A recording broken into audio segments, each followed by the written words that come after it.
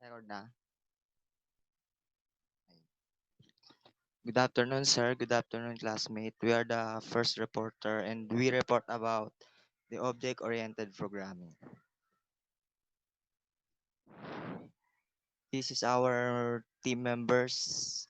Me, the first reporter, Jan Anthony Estayo, and my group mates, Herbert Lomotos and Carl Joseph Carrillo. So we report about object-oriented programming. So ano nga bang object-oriented programming?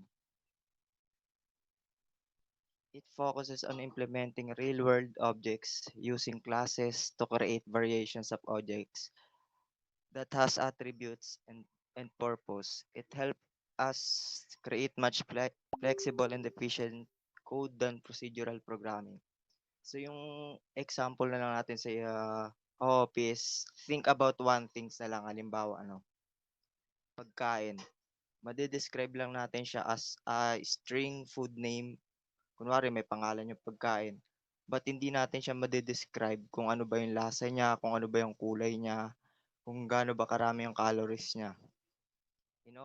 In object-oriented programming, gagamit tayo ng classes para makagawa tayo ng mga objects na ganun yung kumpleto. Kumpleto yung description about dun sa classes natin. So the difference between procedural-oriented programming and object-oriented programming.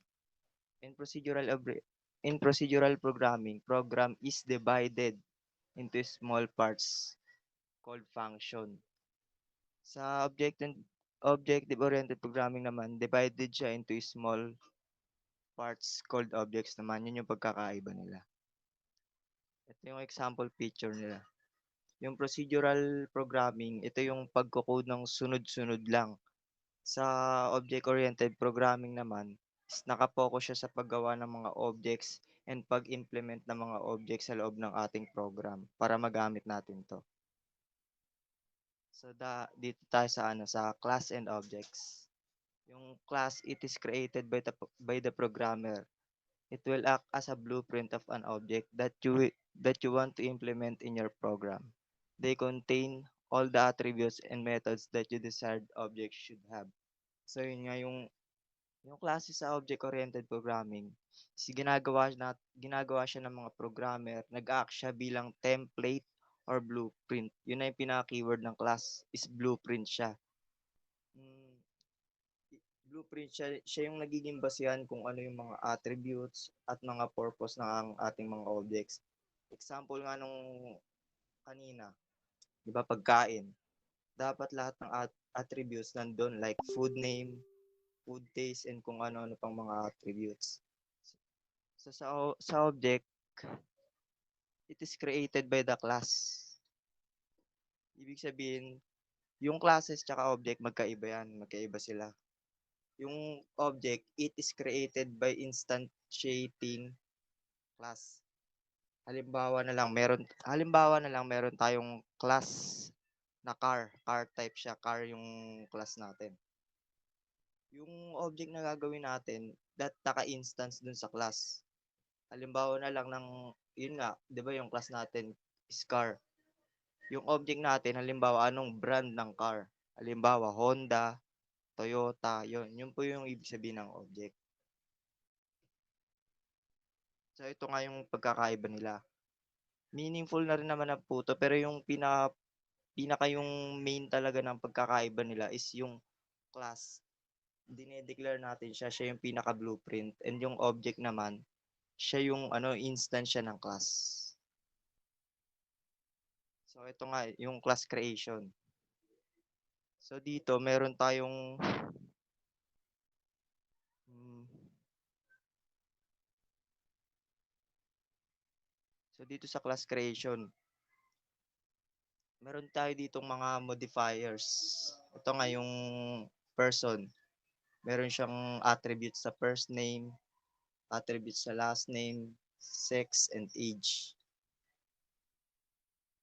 Pwede natin siya gamitin sa mga programming language natin using variable. So meron nga tayo ditong public person.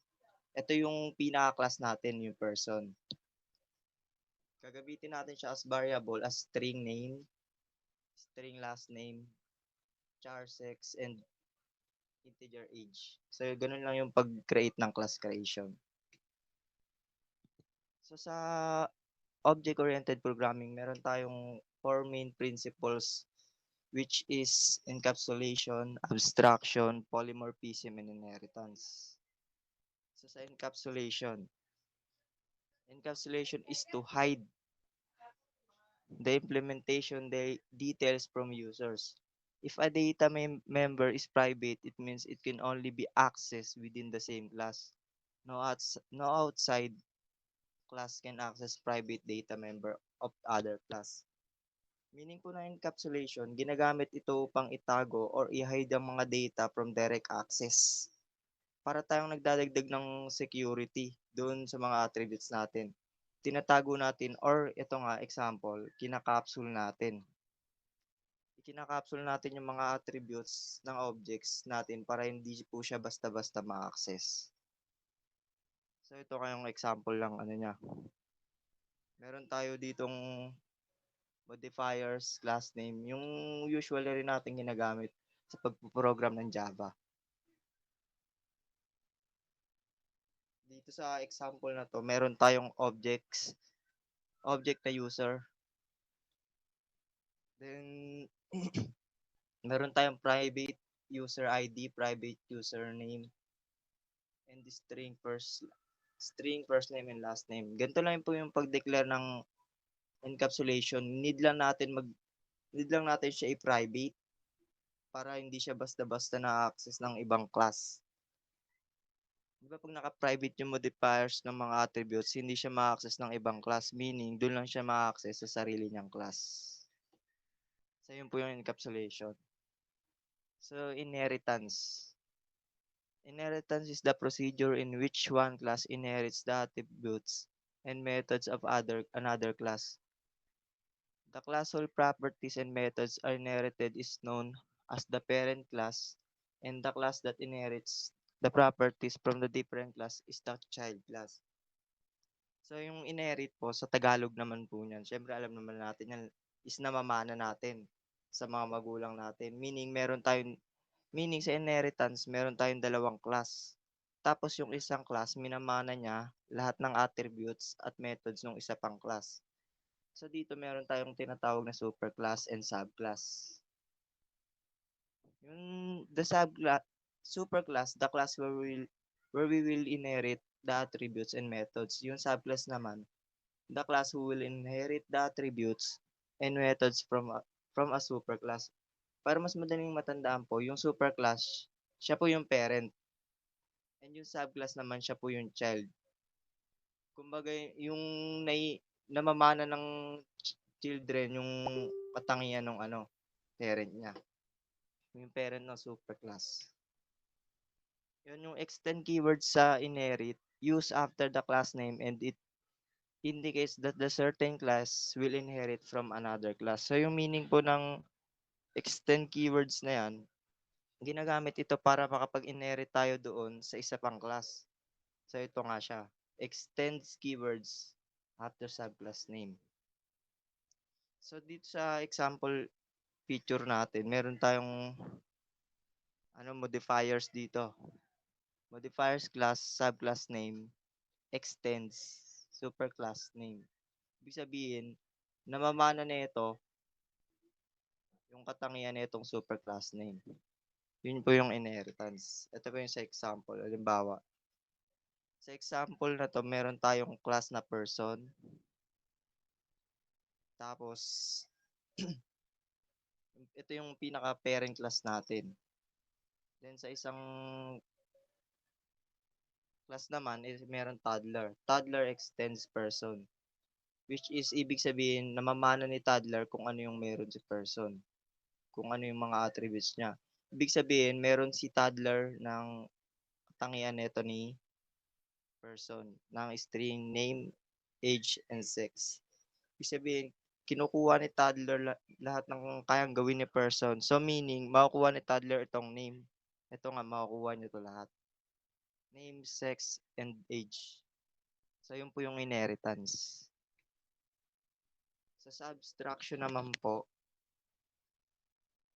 it is an OOP technique object-oriented programming technique that hides the certain details and only shows the important information. Ayun na po yung hina-hide niya yung ibang detalye, ang pinapakita niya lang is yung mga important information.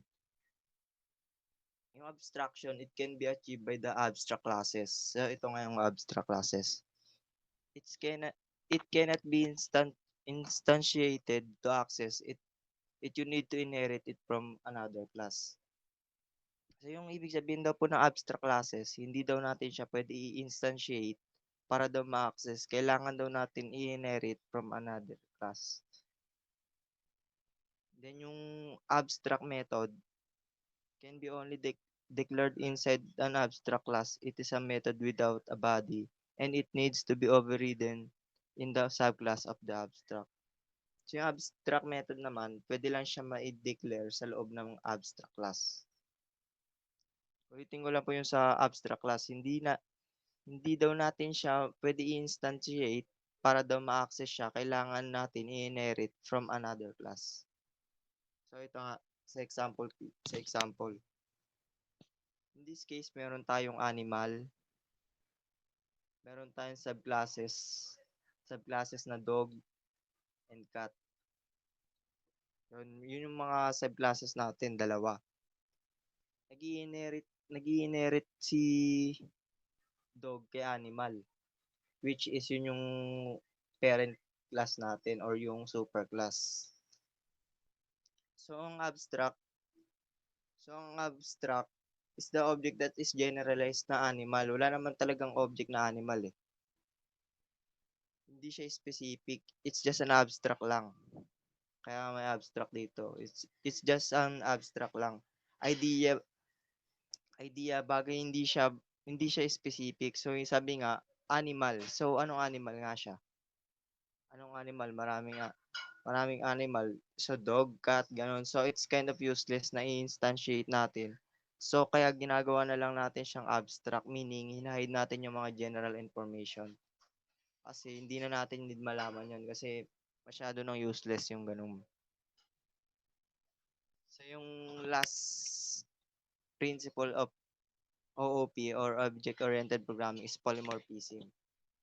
Polymorphism, it is an object-oriented programming technique that is utilizes inheritance to create one class and make several classes inherit from that class so that it can take many forms. So ito nga meaning ng polymorphism. Poly means many and morph means take different forms. So yun nga, sa polymorphism, meaning yung forms niya, marami siyang forms, iba't ibang forms.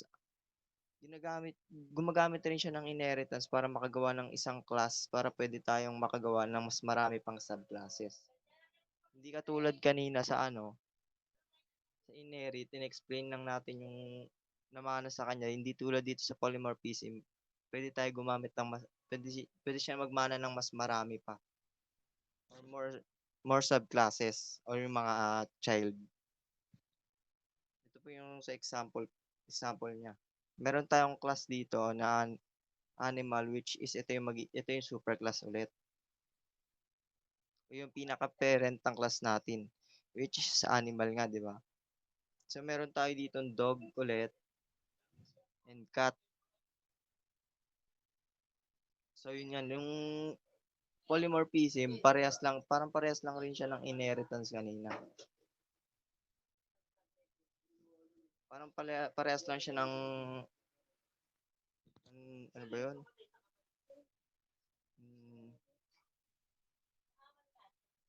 Parang parehas lang rin siya ng abstraction. So ito nga, parang parehas lang sila. So next ng polymorphism yun, inheritance. So kanina katulad lang rin ito ng inheritance kanina, which is may superclass and subclasses. The parent and the child nga, katulad lang rin kanina.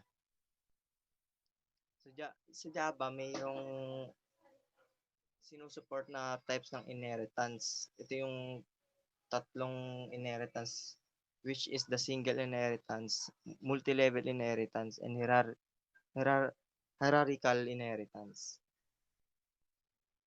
Yung single inheritance. So, sa single inheritance, kaya tinatawag na single inheritance kasi ini-inherit niya yung properties at behavior ng isang parent class. So, ito nga, si class B daw, na-inherit siya ni class A. So, dito sa example program, which is, ito yung pinaka-class natin, which is yung super class, and ito naman si class B, yung subclasses natin. Which is nai-inherit daw ni class B si class A. Class B extends class A, class A, which is yun nga yung namamana ni B si class A. Yun po yung ibig sabihin ng single inheritance. So dito tayo sa multi-level inheritance. Sa multi-level inheritance, para siyang isang chain sa example po na to si superclass na inherit siya ni subclass 1. Then yung subclass 1 naman, na-inherit naman siya ni subclass 2. Parang ganun lang yung, parang apo ni superclass, parang ganun. So dito sa example, ito ulit, yung meron ulit tayong ano dito, class na superclass which is yung human. Then inherit siya ni engineer. Inherit siya ng engineer. Na-inherit ni yung human, na-inherit ni engineer. Then sumunod, na-inherit naman, si engineer naman, na-inherit naman ni student. Ito siya.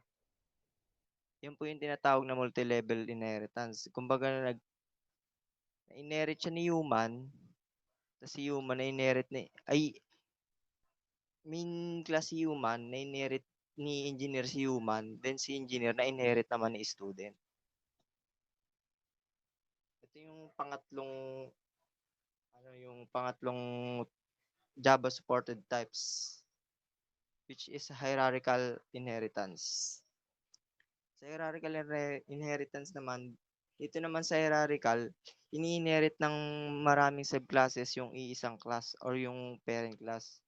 Dito nga sa picture, ito yung pinaka main class and maraming nag-inherit sa kanya. Di tulad ng mga nauna, single lang, tas yung isa multi-level, isang way lang. So dito nga sa example, si class A, ulit yung ano natin, yung pinaka superclass natin or yung parent. Tas itong tatlo which is yung subclasses natin or yung mga child. Na-inherit nila lahat kay A or yung ating parent or yung superclass. Lahat sila doon nag-inherit kay A, which is yun nga yung super class natin or yung parent. Yun po yung hierarchical inheritance. So ito namang multiple inheritance, hindi siya Java supported. Dahil sa Java kasi, wait lang, ito yung example.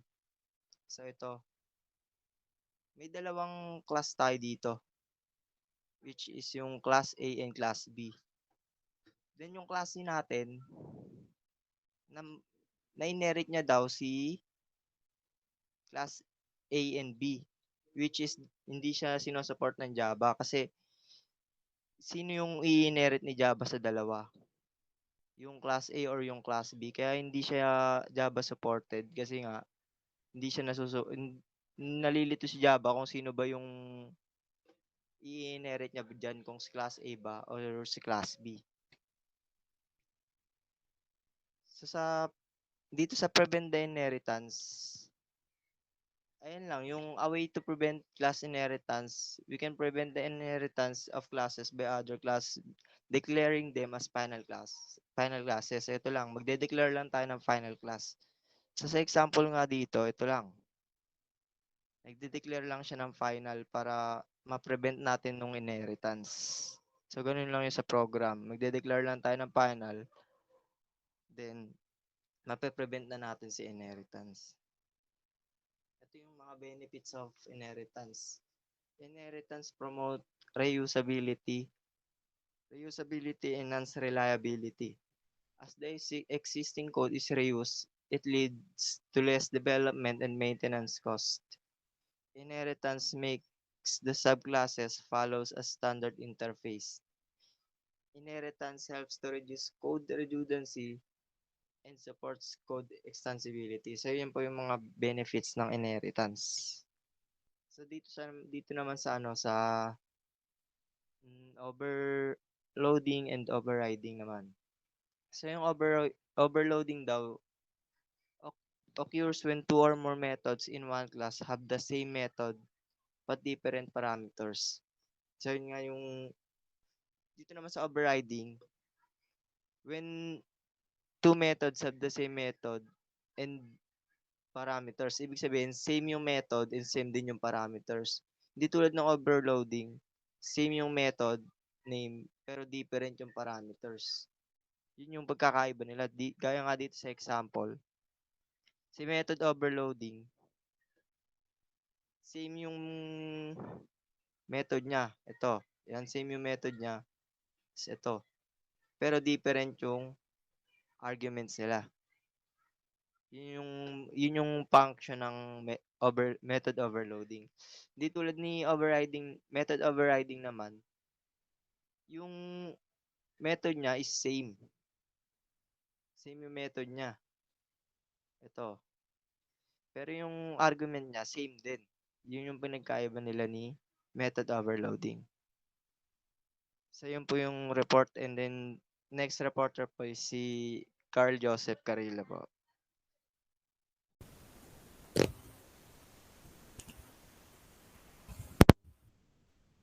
So, good afternoon, everyone. So, I'm Carl Joseph Carrillo. I'm the second reporter about object-oriented programming.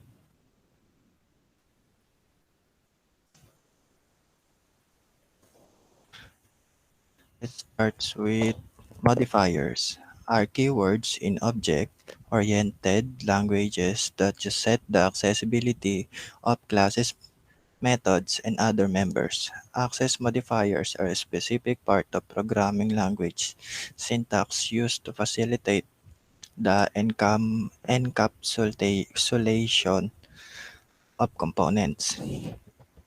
So, modifiers daw ay mahalaga ngayon sa programming dahil they are the one that declare what will going to happen sa program natin, like increase and decrease yung amount ng storage space allocated sa variables.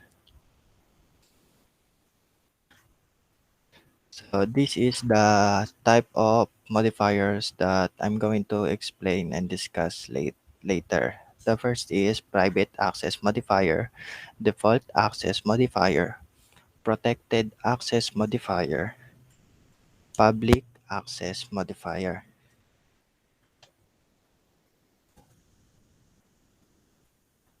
First one is private access modifier. We can access the private modifier only within the same class and not from outside the class. So private access modifier means we can access this modifier by using the keyword private. So yung keyword na yon, yung private. Tapos and can access the same class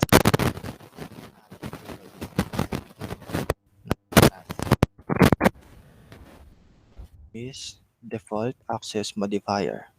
We can access the default modifier only within the same package and not from outside the package.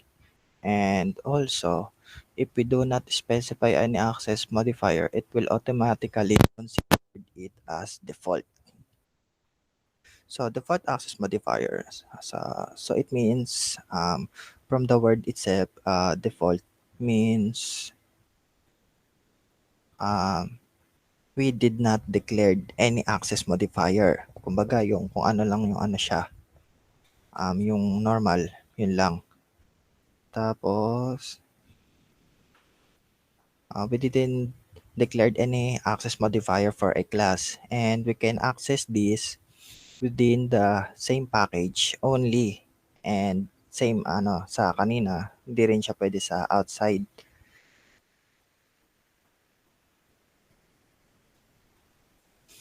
Next is protected access modifier. We can access the protected modifier within the same package, and also from outside the package with the help of the child class. If we do not make the child class, we cannot access it from outside the package. So inheritance is a accessing it from outside the package. So protected access modifier, it means we can access protected modifier within same package. Tsaka ito, pwede na rin siya ma-access outside. Kasi yung kaninang dalawa, di siya pwede. So, in order to access outside pala, we must use inheritance. So, na-discuss din natin to sa C++. So, ayun, sinabi nga dati, inheritance is means yung sa tao, yung pagmamana. Next is access modifier. We can access the public modifier from anywhere. We can access public modifiers from within the class as well as from outside the class, and also within the package and from outside the package. So, public access modifier, from the word itself, public, so means accessible siya ng lahat by all classes in different packages. So, it is accessible anywhere and any classes and any package. Next is purpose of access modifiers are used to assign the accessibility to the class members. That is, it sets some restriction on the class members not to get directly accessed by the outside function. So, ito pinakita lang yung purpose ng mga kaninang binanggit na mga modifiers, yung mga purpose nila. Halimbawa, kasi pag magse-set ka ng class members, some of the modifiers used to get or used to some restriction on the class members. So, katulad nga ng sabi dito, not to get directly accessed by the outside function. So, kumbaga, yan, yung sa may part ng private access modifiers. So, napaka-useful talaga ng mga modifiers pagdating sa programming. Methods and constructors. A method in object-oriented programming, or OOP, is a procedure associated with a message and an object. This allows the sending objects to invoke behaviors and to delegate the implementation of those behaviors to the receiving object. A method in Java programming sets the behavior of a class object. So methods are important since they isolate the functions to individual objects. Method used also to perform certain actions, because methods is also known as functions na rin. Next is a constructor is a special method of a class or structure in object-oriented programming that initializes a newly created object of that type. Whenever an object is created, the constructor is called automatically. So, constructor, from the word itself, construct, is to create. Constructor prepare new object to use acceptive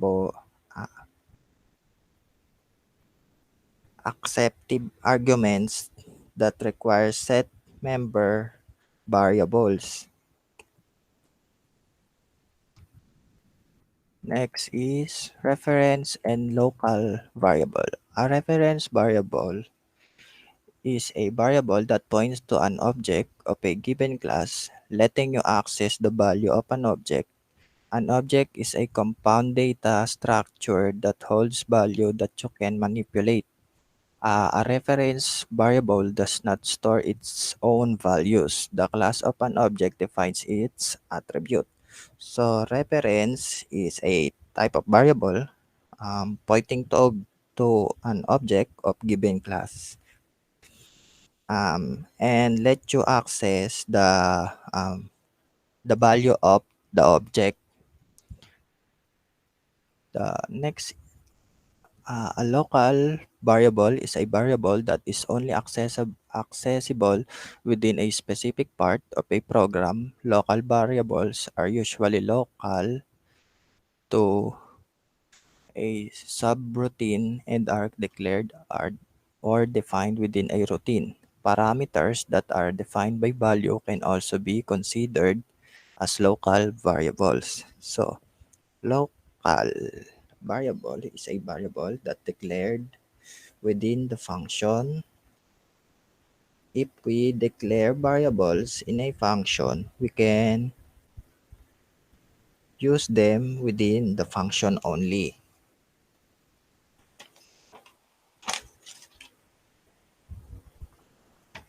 Next is usage of return types. In computer programming, the return types or result type defines and constrains the data type of the value returned from a subroutine or method.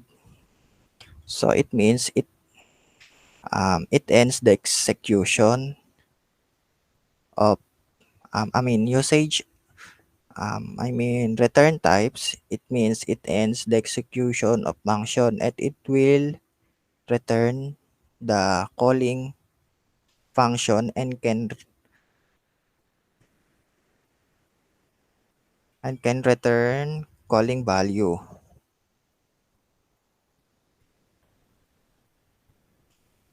Next is package and interfaces. A package is a namespace that organizes a set of related classes and interfaces. Conceptually, you can think of packages as being similar to different folders on your computer.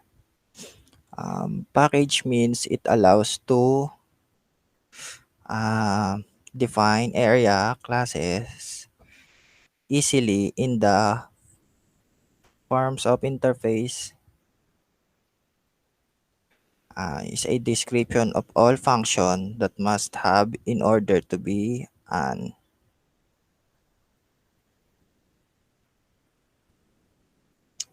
I mean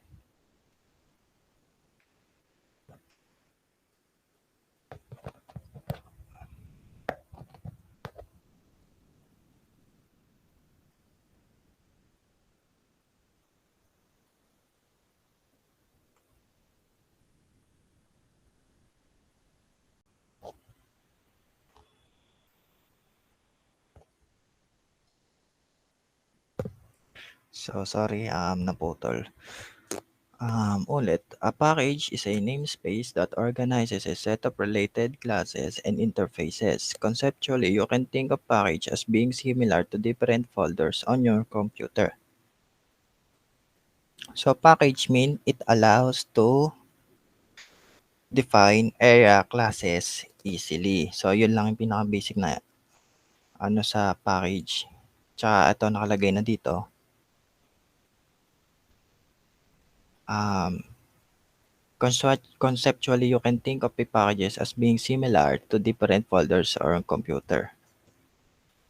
Next is interfaces is a package that can be defined as a grouping of related types, classes, interfaces, enumerations, and annotations, providing access, protection, and namespace management.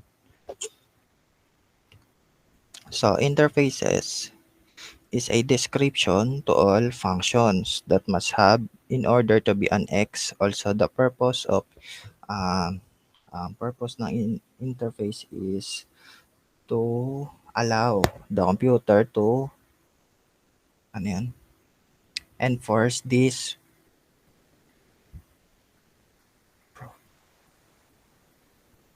properly. Next is access protection. The public members can be accessed everywhere. The private members can be accessed only inside the same class.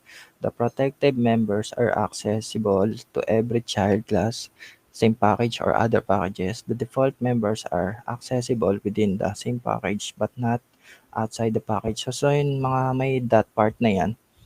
Ito lang yung pinakita lang yung kaninang sa mga access modifiers, yung ang tawag doon, yung use nila kung paano sila gamitin.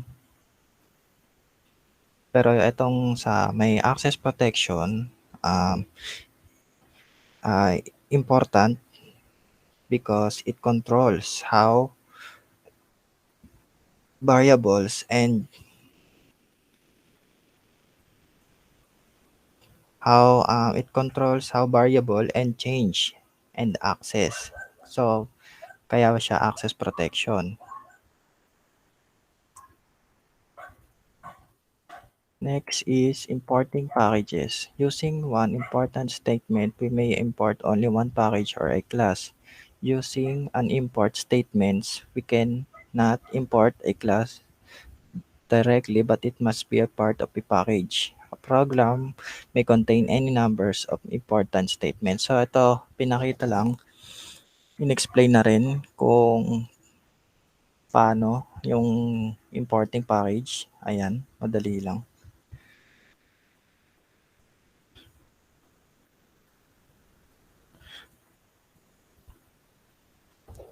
Next is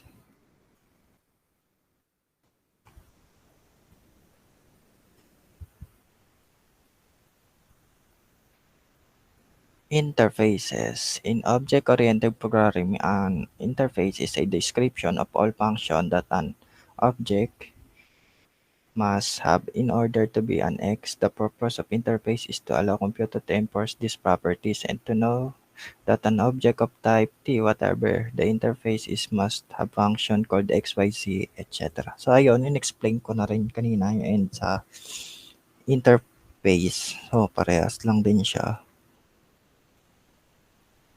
So, interface is description of all functions that must have in order to be an X. Ito, yung may highlight, yung mga naka-highlight na block na yan. X. Also, the purpose of interface is to allow computer to enforce these properties. Next is callbacks using interface. The mechanism of calling a function from another function is called callback. Memory address of a function represented as function pointer in the languages like C and C++. So the callback is achieved by passing the pointer of function 1 to function 2. So callbacks, it allows the program to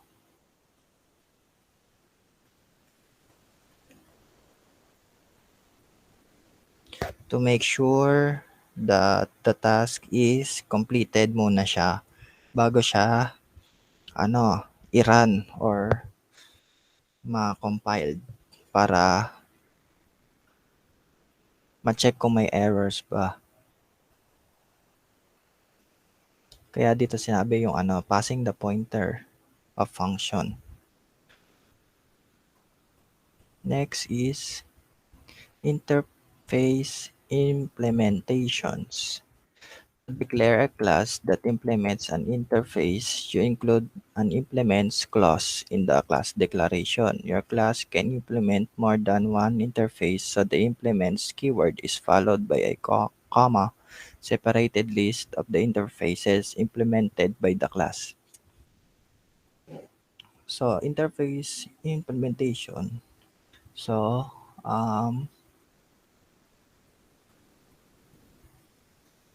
dapat nag include daw tayo kada implements ng clause. yung symbol sa class declaration. So, para to avoid mistakes or error sa pag magra-run tayo ng program.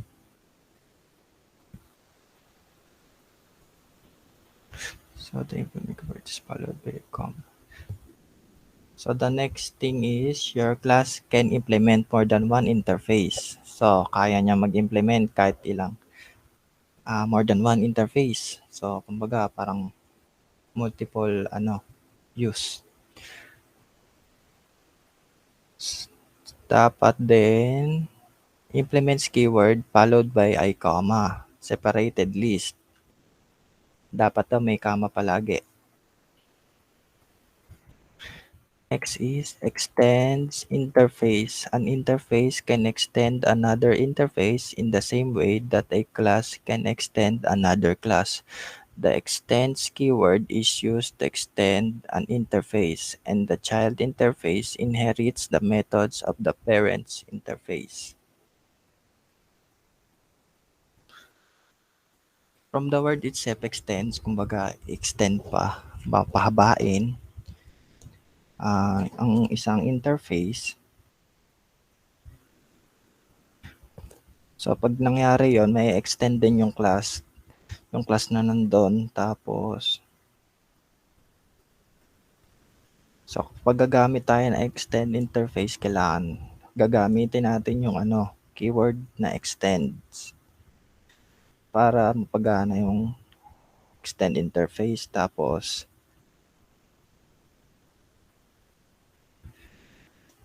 the child interface inherits the methods of the parent's interface. Yan, yan lang po.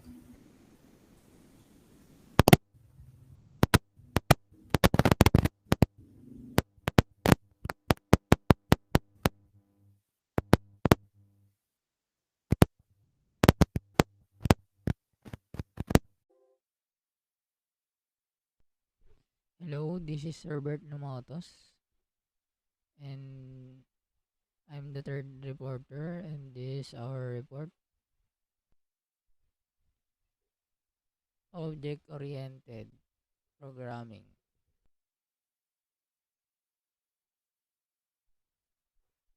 Exception handling. When an error occurs within the method creates an object and hands it off to the runtime system. The object called an exception object contains information about the error, including its type and the state of the program when the error occurred. Ito ay nagbibigay ng error information pagka niran mo yung system.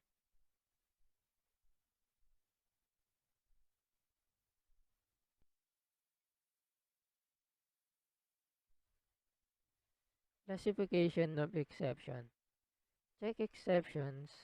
A check exception is an exception that is checked notified by the compiler at compilation time. These are also called as compile time exception. This exception cannot simply be ignored. The programmer should take care of handle this exception. Check exception. Ito yung nagbibigay ng mga impormasyon, magbibigay ng notif sa compiler kapag may error. So, kailangan ayusin agad ng programmer.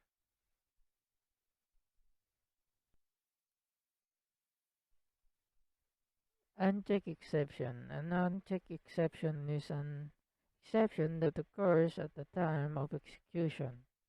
These are also called as runtime exception. These include programmer bugs such as logic errors or improper use of an API. Runtime exceptions are ignored at the time of compilation.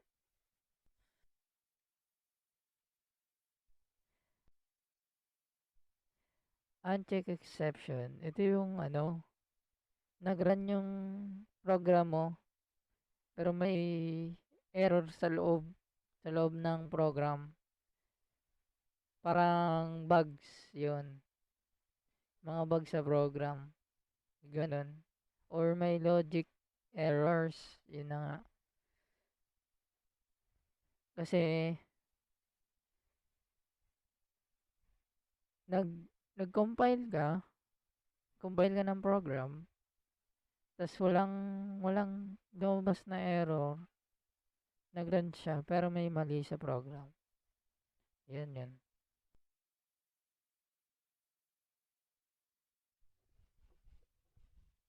Exception hierarchy. All exception classes are subtypes of the Java.lang.exception class. The exception class is a subclass of the throwable class. Other than the exception class, there is another subclass called error, which is derived from the throwable class.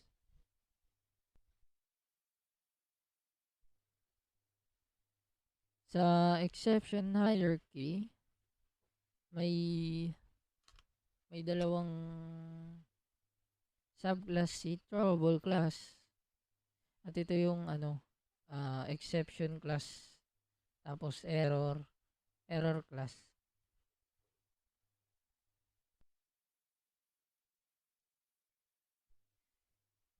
Hierarchy of Java exception classes. Ito nga pala yung dalawang subclass ni throwable class. Ito yung exception. Sa exception naman, meron siyang 4 na class. IO exception, SQL exception, class not found exception, runtime exception. Sa runtime naman, meron siyang 4 pa ulit. Ito naman yung arithmetic exception, null pointer exception, number format exception, index out of bounds exception. Sa index out of bounds exception, meron pa siyang dalawa. At ito naman yung array index out of bounds exception, kasi string inside.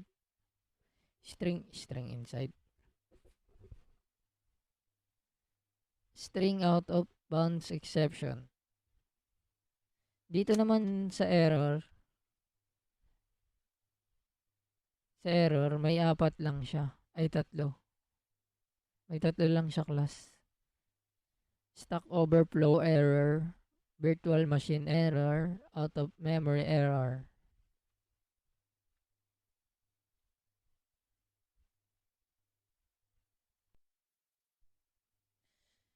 Java built-in exceptions. Java programming language has several built-in exception class that support exception handling. Every exception class is suitable to explain certain error situation at the runtime. In Java built-in exception, sa exception class, may solusyon sa mga error na error ng exception. Maayos mo agad siya. So, ito yun.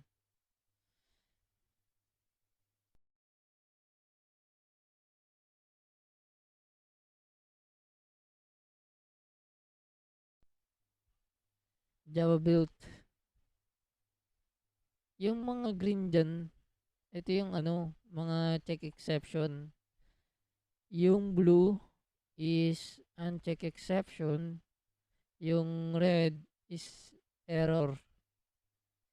Ayan siya, guys.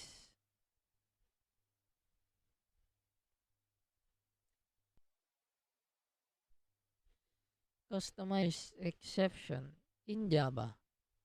We can create our own exception that diverge classes of the exception class. Creating our own exception is known as custom exception or user-defined exception. Basically, Java custom exception are used to customize the exception according to user need.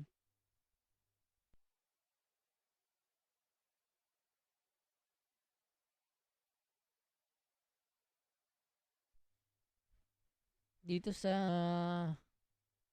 customize exception guys is pwede kang mag-create ng sarili mong exception class. Kasi ano eh, base naman yan sa kung anong gagawin mong program. Oo, yun guys.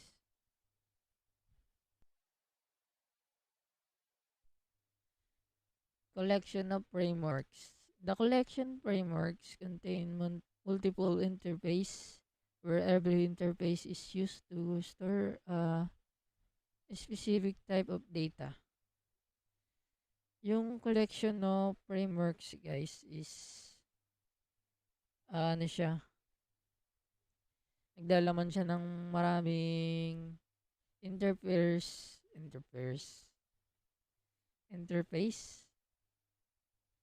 sa specific na data.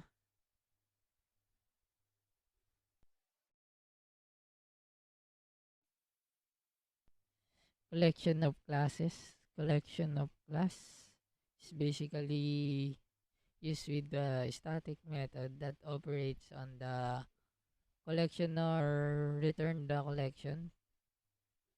Collection of classes guys is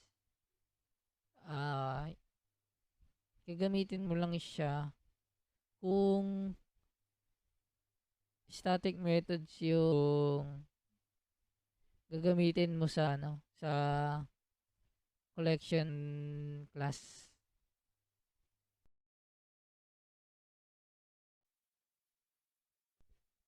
Collection algorithm are defined as static methods within the collection class.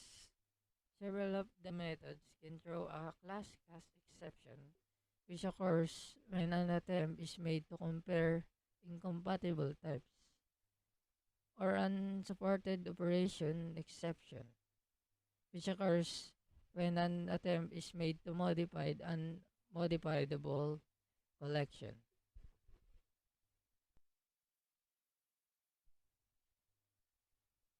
Collection algorithm, ito yung static method nakapaloob sa collection class na meron pang method na nakapaloob na class exception. Ito yung example,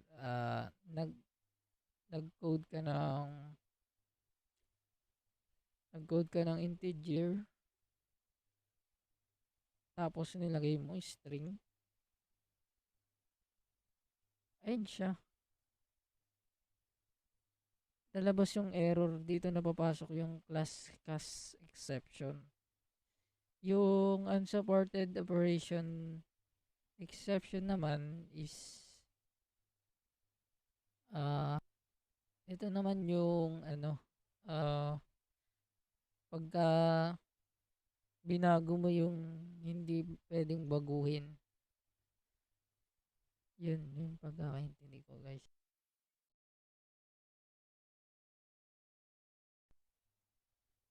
Concrete collections. Concrete collections in Java library. Array list, index sequence that grows dynamically. Linked list, ordered sequence that allow efficient insertion and removal any location. Hash set, unordered collection that reject duplicates. Tree set, sorted set. Enum set, set of enumerate types value. Implement set. Link hash set, Set that remembers the order in which element were insert. Priority queue. Allow efficient removal of the smallest element. Hash map. Stores key value association. Tree map. Map in which the keys are sorted.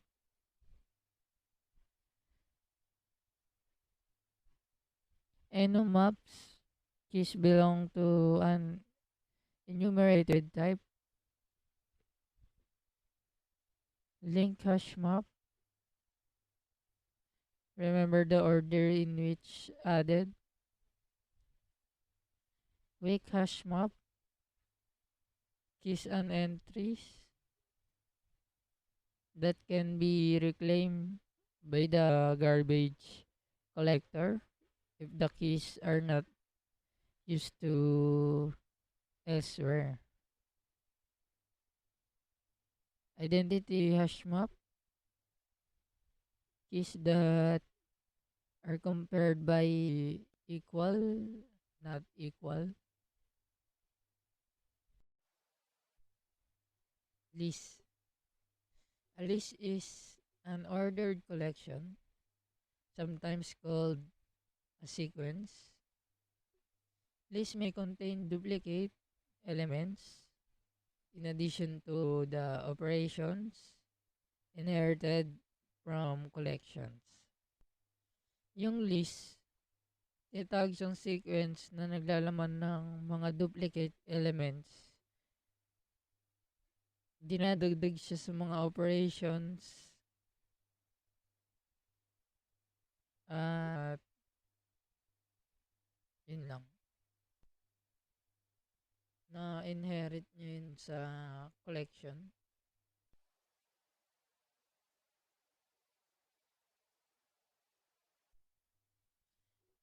Public members can be accessed everywhere.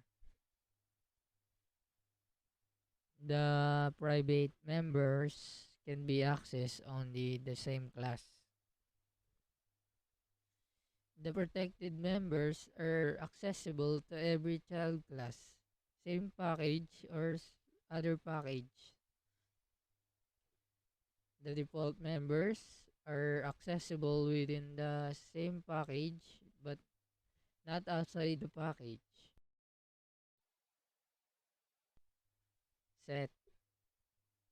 Set interface in Java is present in java.util package. It extends the collection interface. It represents the unordered set of elements which doesn't allow us to store the duplicate items. We can store at the most one null value in set.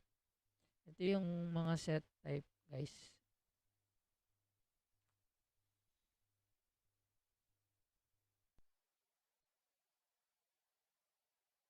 Map and hash table. A map contains value of the basis of key and value pair. Each key and value pair is known as an entry. A map contains unique key.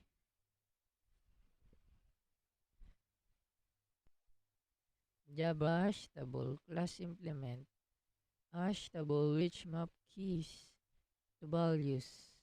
It inherits dictionary class and implements the map interface.